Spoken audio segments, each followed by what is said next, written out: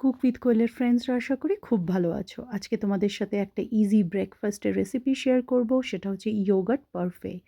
তো মেনলি এটা লেয়ারিং করে বানাতে হয়, আর এটা কাচের গ্লাসেই সার্ভ করার চেষ্টা করবে, দেখতে ভীষণ ভালো লাগে। এটাকে কিন্তু ডেজার্ট হিসেবেও, পার্টি ডেজার্ট হিসেবেও তোমরা ইউজ করতে পারো বা বানাতে পারো। তো প্রথমে আমি একটা কাচের গ্লাসের মধ্যে বেশ কিছুটা ওটস নিয়েছি, তারপরে দিয়েছি মিক্সড ফ্রোজেন বেরিজ। এখানে যে কোনো পছন্দের ফল দিতে পারো, কলা দিতে পারো, আম দিতে পারো। আমার কাছে ডিফারেন্ট টাইপস অফ বেরিজ ছিল ফ্রোজেন, আমি সেটা দিয়েছি। তারপর 1 চামচের মতন গ্রিক ইয়োগার্ট দিয়েছি।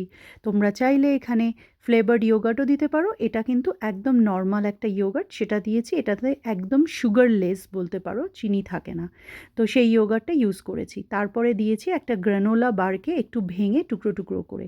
তারপরে আবার দিয়েছি বেশ কিছুটা ফ্রোজেন বেরিজ, কিছুটা ওটস। এইভাবে লেয়ার করে করে জিনিসটাকে সাজিয়েছি। আর উপর থেকে কেউ চাইলে স্ট্রবেরি সিরাপ বা চকলেট সিরাপ দিয়েও কিন্তু এটা সার্ভ করতে পারো।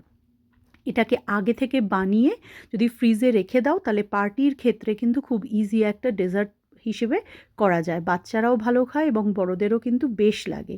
তবে আমি বেশি বেসিক্যালি এটাকে ব্রেকফাস্ট হিসেবেই সার্ভ করি। খুব অল্প সময় বানিয়ে দেওয়া যায়, আর এটা হেলদি একটা ব্রেকফাস্ট, অলমোস্ট সুগারলেস।